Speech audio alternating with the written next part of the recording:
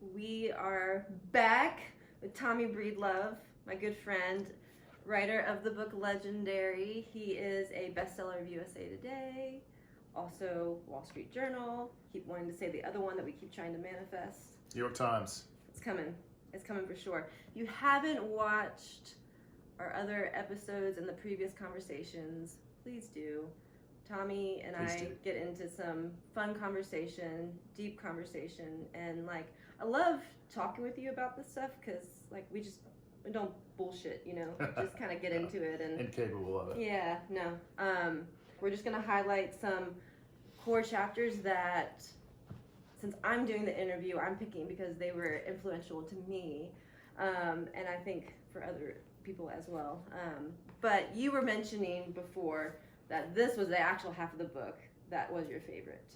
Yeah, the second half for sure. The second half. Yeah, first half we give people what they want: money, time, more friends, more purpose. Second half we give them what they need: more mindset, unconditional love for themselves, self-respect, intimate relationships. Yep. The stuff that life's actually made for. So we had to build that trust and give them what they want, and now we're going to get into what they need. Yeah. So I don't even know where we're going to start. So where are we starting? So I want to start, because we kind of ended on a little bit of mindset stuff, so we'll transition back into that, but I want to focus a little bit on the importance of that inner circle and meaningful relationships, right? I can't imagine I can't, not that I can't imagine, but I imagine if I could be a fly on a wall in your inner circle, I would imagine some of the funny conversations, as well as we're gonna sit toe to toe and have hard conversations. Absolutely. As well. Yeah. So tell me a little bit about your inner circle, and I guess what is your requirements for that? Yeah, people come and go, and so I'll start with my friendship requirements. In order to be a friend, you have to be at least two of these three things. One, you have to make me happy. If you don't Does it take a lot to make you happy? Yeah. No, not really. You just got to be you. No, I'm thinking, no, it doesn't. Number two is usually in lieu of number one. Number two, they have to make me better. Yeah. Usually the people that make me better, which we'll get into that second, is my inner circle. So the people who make me better a lot of times don't make me happy. Yep. And they have to be a net giver. And most of you guys know there's net takers, there's emotion drains, etc. So you have to make me happy, make me better, or be a net giver. Yep. My inner circle is what I call my board of directors. Those people, in order to be in that circle, you have to make me better. Yeah. Of course, there's the two most important people on that board are myself and my spouse. Yeah. And I believe you and your spouse need to be the chief executive board or the chairman of the board and the co-chair of your board. And so your spouse can either lift you up or bring you down. They can make you better, or so that's the most important relationship. That's a whole different ballgame. So, and then of course you have to participate on your own rescue and be the master. The rest of your inner circle, your board members, could be one person, could be 5, could be 10.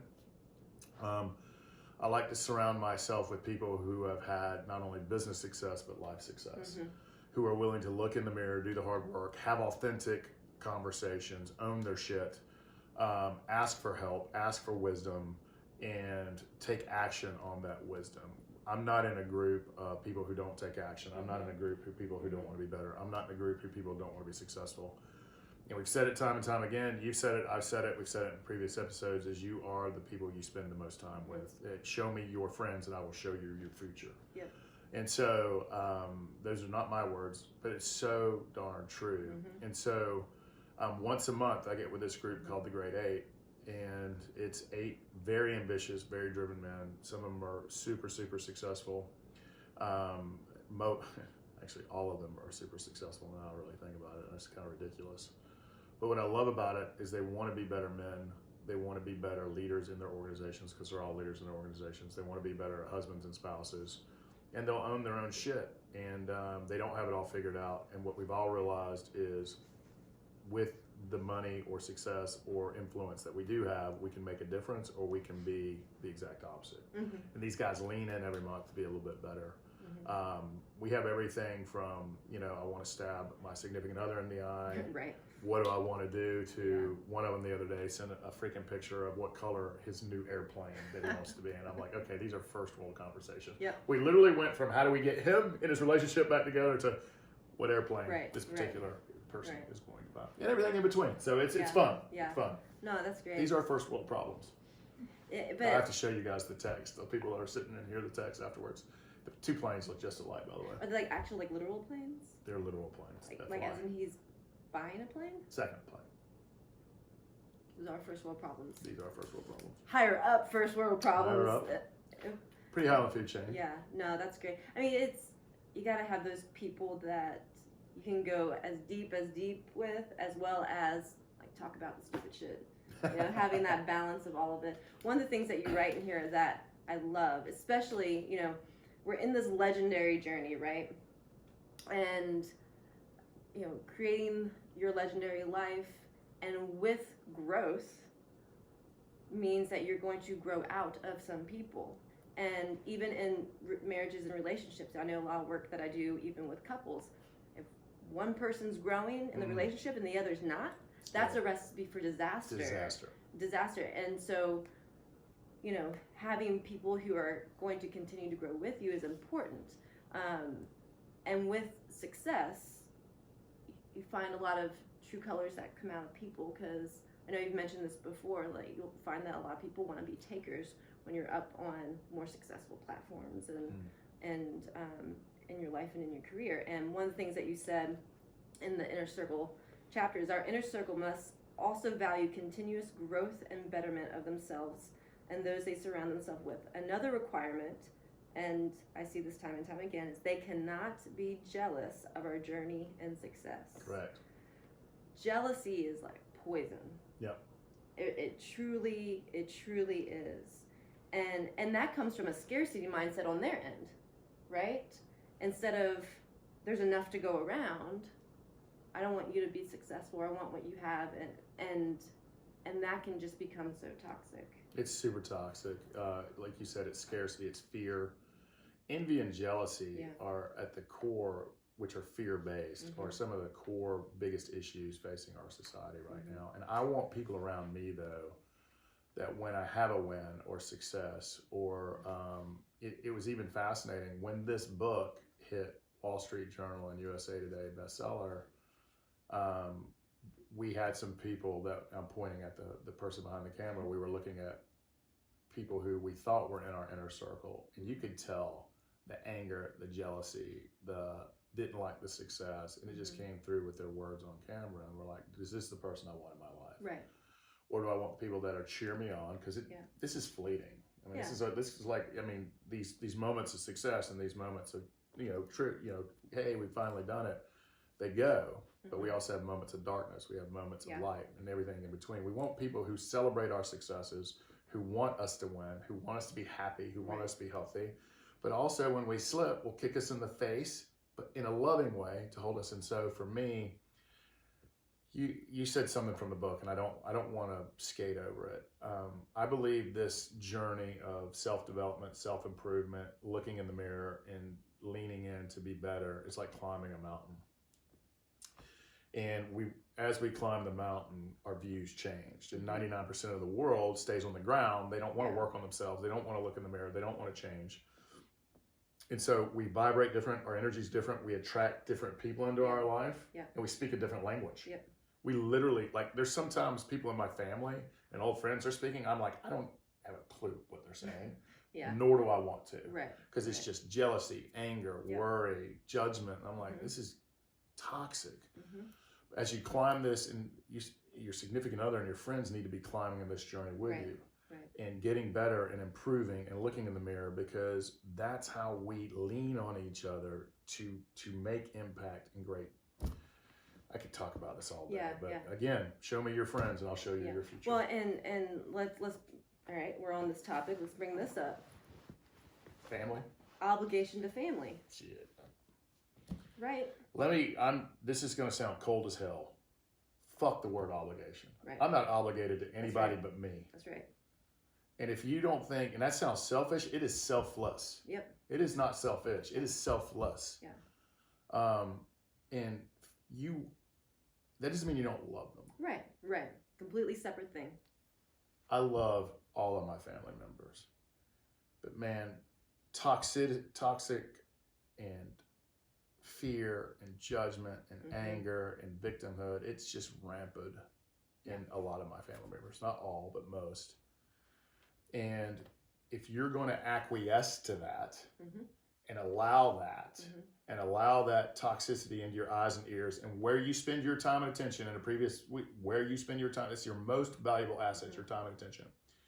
And if you spend it around family members because you feel obligated, you're going to be just like them. Right. And if they're in pain, they want you to be in pain. Right. If they're not successful, they want you to fail. Right. I've had a family member for 20 years try to sabotage my marriage because her relationships are terrible. Yeah. And so I don't want that in my life. And so for me, I love them, but I'm not obligated to anyone. And I can't change anybody. I can't even, I can't change. I can influence, I can lead, I can set the example, I can do the best I can. But ultimately, it's up to their choices. And we need to note this, and one of my key team members is on the other side of that camera. Obligation, circle it, draw a line through it. I'm not obligated to anyone. Now, I'm responsible for a lot of folks that are on my team, my family, my friends. I feel responsible for that. That is a choice. Sure. Obligation is a shame. Yep.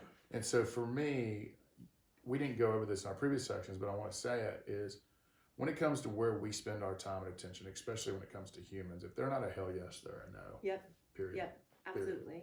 Yep. Period. And I know that sounds cold, but the most selfless thing you can do, you can't lead, love, and respect others if you don't lead, love, and respect yourself. Right. And if your toxic family members are constantly poisoning you, they're going to lower you to their standards.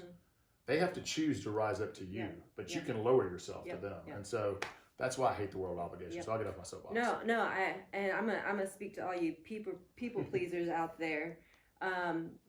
Boundaries aren't bitchy, and learning how to set them isn't cold.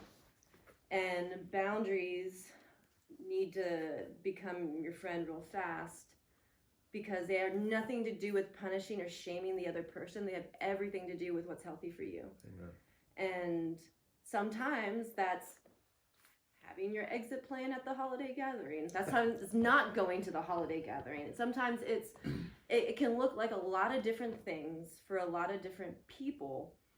But being honest with, is this relationship loving and giving and helpful and allowing me to be me? Or do I have to tiptoe? Do I have to, put my own mask on? And is it toxic? Is it, really being honest about that stuff? Because again, it has nothing, I love that you said, it has nothing to do with love. And when it comes to figuring out your inner circle and personal relationships, the learning how to have boundaries is key. What are some boundaries that you've had to set with people before? Let me start with telling you a funny story about one of my inner circles. So just hit me. So we were talking about this off camera. So I finally had one, and I'll mention his name, but actually I won't mention his name because other folks involved in the story, so I won't mention his name. But we were talking, and he's like, "Man, I got to go to this event with these lawyers, and they're just toxic. All they want to do is get hammered and then sleep with each other, and they're all married, blah blah blah." He's like, "But I want to support a very serious relationship is in that's I believe is going to move to marriage. It's a part of her job, and she feels responsible to be there because it affects her, not obligated, but responsible to be there." And I was like, we'll call him brother. Brother, there's an accounting term called LIFO, and it's inventory. It means last in, first out. Yeah. I'm like, apply that. Be 30 minutes late and leave 30 minutes early. You've done your obligation. You circle the room. You're last in. You're first out. He's like, I love it. And when they got home, his significant other was like, I love that. We were able to talk to everybody. We got the dinner done. We were last in. We were first out. I'm healthy. I slept good. And boom. So that's what I would say. So a healthy boundary I have drawn time and time and time again. People think I'm a very kind person. But a lot of people that know me would say, oh, he's not kind. I'm a very kind person. My niceness is earned. Yeah. You got to earn that. Yeah. I'll be cordial. I'll be kind as long as you're neighborly. But the moment that I feel like you're being bullying or judgmental or gossip, you've lost my niceness, you've lost my respect, and you've lost my trust. And I'm not perfect. But for me, anytime that I see someone bullying or feel bullied or someone taking advantage, I'll give you a prime example of a boundary I just set. There's a young man that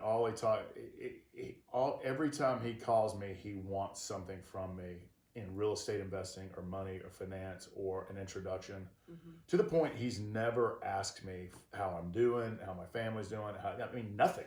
Yeah. He just take. And finally I'd had a glass of wine in me and I called him and I was like, you know what you are? You're an asshole. An asshole. And that's my friend Chris Tuff's term. Yeah. I was like, you're an asshole. And by the way, my wife's doing great, I'm doing great, and my practice is doing great, but you're an asshole. I was like, you want me to give you the best job ever? Ask people how they're doing.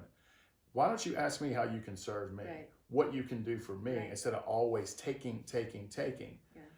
And he heard me, and he sent me back this long video saying, I've taken action, I heard you, I'm coachable, I'm sorry. We'll see what he does with that. But that's a boundary I had to set recently. And you've got to be a net giver in life. Let me just look at it. You want to be successful, it's the golden rule. Net give, and I promise you'll receive 10x. That's a boundary I had to draw recently. Yeah. And people think I'm an ass. I don't care. No. Well, and the thing with boundaries is that you can be kind but firm. And being clear is always kind. Always. And that might be uncomfortable. But the more you learn to implement them, and this is coming from someone who I've really had to work hard at boundaries, because as a people pleaser in recovery, I have to really learn when I'm getting into an unhealthy place of being too concerned about other people and not paying enough attention to myself. And so what boundaries are going to look different for everybody. You have to know who you are and how you're wired and what's good for you and what's not good for you. Because the moment I start to get into resentment and bitterness, now I'm responsible for that. That's right. And if I don't do something about that, then it's only going to hurt me. Yep. And so going back to feeling safe, who we surround ourselves with, part of feeling safe is knowing that we can protect ourselves, and we can protect ourselves by having boundaries. That's right. Emotional, physical, spiritual, and otherwise. And so I love it in these chapters how you talk about developing those inner circles and this leaning into intimate relationships with others, because and cultivating all of that, you have to be willing to, you put this in your chapters, like, take your mask off, be authentic, even when it's embarrassing, even when it's shameful at times. I forget the exact quote. Brene Brown may have said it, I'm not sure. I've seen it lots of different places, but essentially it's like when we walk in our own authenticity, it gives other people permission to do the same. Gift of going second. Yeah. And the world craves authenticity. Yeah. And we're the most connected we've ever been, by far the most disconnected we're ever been. We have instant access to everybody's quote Instagram fabulous life and their quote LinkedIn successful life. Yeah. That's not who they are. It's not what they are. And it's easy to hide behind social media or news or Netflix, Hulu, all that good stuff. And we're the most disconnected we've ever been. And it's easy to numb out on those things. And so we crave authenticity, just somebody being real. Yeah. There's a difference, and this is Brene, is there's a difference between being authentic and emotionally vomiting. Right. Look at Facebook. It is eat up and emotional vomiting. Yeah. Authenticity looks like wisdom. I did this, or I haven't figured this out, asking for help. Or it also looks like I did this, and it didn't work. I changed this, it did work. Here's what it looks like now. Yeah. So authenticity is asking for help, saying, I don't know. This is one of the struggles, but I'm taking action to get it better. That's authenticity. The world craves it. And we crave connection now more than ever. Yeah. And from business to life, relationships are so hard. Mm-hmm. Friendships are so hard. Mm-hmm. Making friends is so hard. Cultivating and keeping friends is even harder. So if we're going to work that damn hard for a relationship with ourselves, with others, with a significant other, or with a friend, isn't it worth like setting boundaries and getting the right people in your life? Mm-hmm. I'd rather have one great friend than 10 shitty friends. Yeah, absolutely. Absolutely. That's me. Yep. Yeah. Well, and just kind of going along the authenticity, vulnerability piece, it made me think of a parable that I share with a lot of my clients. I share a lot with people who are going through grief, but it really can be applied to anything. And the parable goes that this man, he's brought into this huge mansion, right?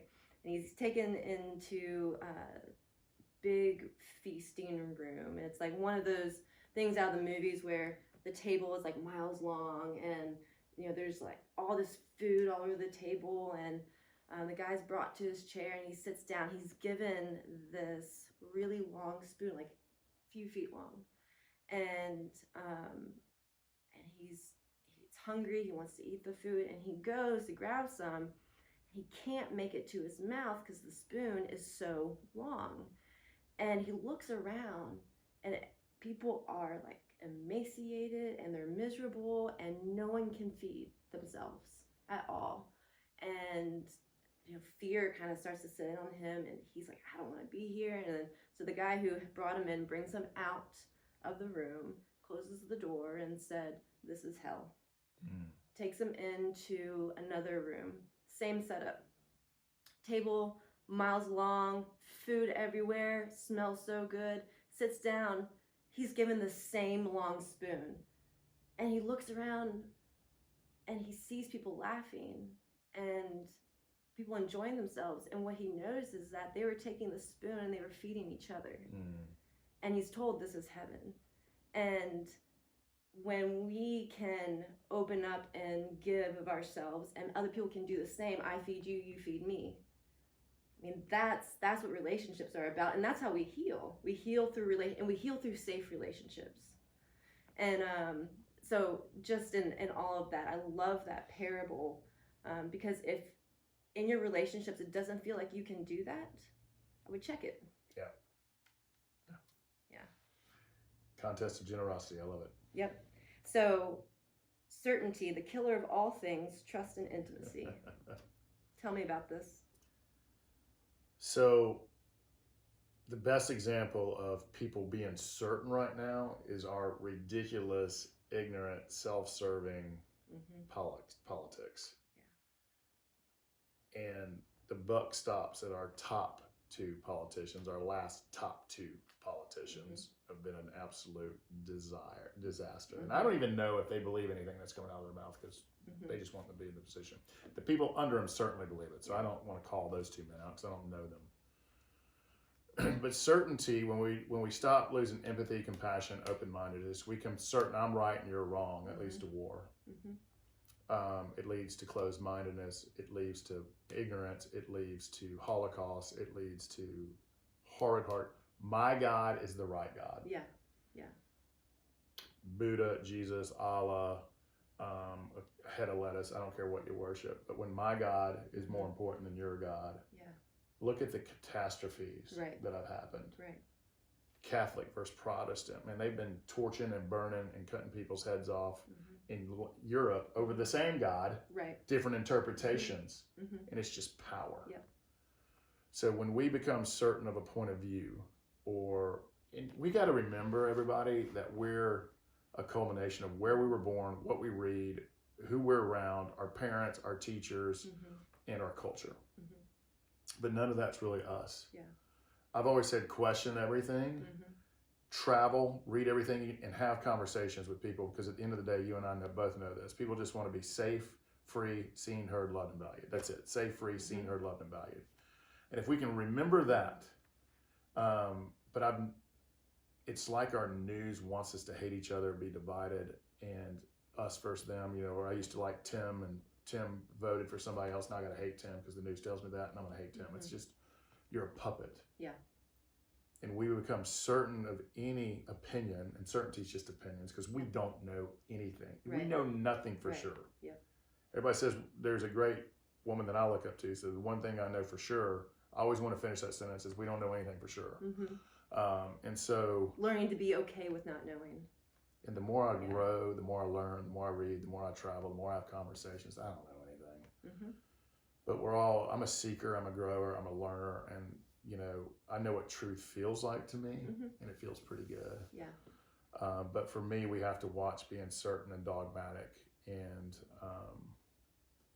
be open-minded and loving and empathetic, compassionate. Because once we become certain, that's the place to where really, really bad decisions, bad choices, and things happen. Yeah, it made me think. When it's about being right, you're always going to lose in the relationship. Yep. Pete Bolden from my inner circle. Shout out to you, Pete. He looked at me one time. We do retreats twice a year, someplace, and he looked at me and goes, "Tommy, do you want to be right or do you want to be happy?" And I was like, "Oof, that's a great." No. I was like, "Oof, damn it, damn you, Pete." He's a doctor too. Yeah. You know, I was like, "Damn you, Pete." I was like, "Yeah, I kind of want to be." I don't think he was saying it to me. But it sounded like he was saying it to me because I was struggling with it. But I think he was saying it to the group, and that's a benchmark he holds himself to with his kids, with his practice. He's in charge of a lot of doctors, and that's that certainty, that rightness. Or do you want to listen? You know, that's why I believe God gave us 2 ears and 1 mouth, so we could listen a whole lot more than we talk. So, what would you say is the biggest challenge in keeping up with deep connections and meaningful relationships? Oh, it's making the time. Yeah. On both sides. Not just us, them. It's so easy. We get so caught up in success in life, and if you add kids onto that, or a significant other, or family, in business, the responsibilities that we all, especially in my tribe, because we're ambitious, we're driven, we want to be successful, we want to make impact, but we also want to see each other. So one of the things for this year for me is being more intentional about experiencing life with these people. Because I was telling Lindsay from my team on the way up here, I saw a friend that lives 20 minutes from me more in 4 days in Indianapolis than I have in the last 4 years. Wow. And so I thought about that, is how do I spend more time with these people? Let's go do things that we enjoy. Let's grab dinner once a quarter. Let's go on a 3-day trip that we both would love and just reconnect for those 3 days. And then go back to our very overwhelming, overscheduled, by choice lives. So to me, it's the intentionality of wanting to be around the people that make you happy, make you better, and net givers. And because we all can have a lot of friends and still feel very lonely. Very lonely. And I think that loneliness is, we crave that true connection, that true laughter, that true breaking of bread.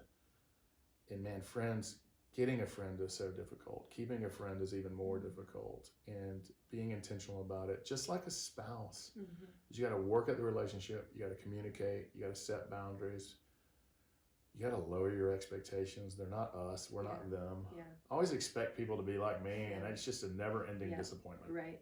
And that's my shit. That's not theirs. Then I resent them. That's my shit. That's not theirs. Man, they're walking their own. They're doing the best they can. They're trying to figure it out as well. And so, lighten up, letting go, but being intentional and telling them. Like I've told, hello, Clay and Lori. They won't ever listen to this, but hey, Clay and Lori, they got their own stuff. But those are 2 of my favorite human beings, bar none, on the planet. And I am working my ass off to make sure I see them a minimum once a month. That's my intention. Now, whether they can do it or not, that's their choice. But I'm going to work hard at it. And I think it's easy to get stuck in your own world and unintentionally getting self-absorbed in that. And so, making time to make that effort, even if it disrupts what you think you should be doing for the sake of a relationship. Amen. I think a lot of us are the most lonely we've ever been in our entire existence. Mm-hmm. I think we feel connected. Yeah. But social media is not real. Mm-mm. All the relentless TV streaming options, those aren't real. That's fantasy. Yeah. We're watching fantasy. Yeah. The computers are, we're supposed to serve, technology is supposed to serve us, and we're serving it. And I just think we're the loneliest we've ever been and the saddest we've ever been. And all we got to do is cut that shit off and go for a walk with somebody. Yeah. Well, and there's actual, it's in our biology. Like, not only are we wired for connection, but the reason that we're so lonely and depressed more than ever, especially since the pandemic and everything. So, I mean, we were already in that, and then add that to it. I mean, it's steroids. Yeah, is when... Now we're scared with being separated. Right. Yeah. So, like, what you and I are doing right here and now, being next to someone, like, giving a hug, a handshake, or whatever, just being physically close to someone releases oxytocin. Yeah. And that's the thing that makes us feel connected. It's the bonding chemical. There's a disillusionment of being connected to someone virtually. And you can still have meaningful conversations and be connected, but it's not the same as physically being with someone. And so sometimes we, especially some of us more introverts who secretly liked when the pandemic happened and had to be home and alone all the time until they realized that, oh my God, I actually need connection. Yeah.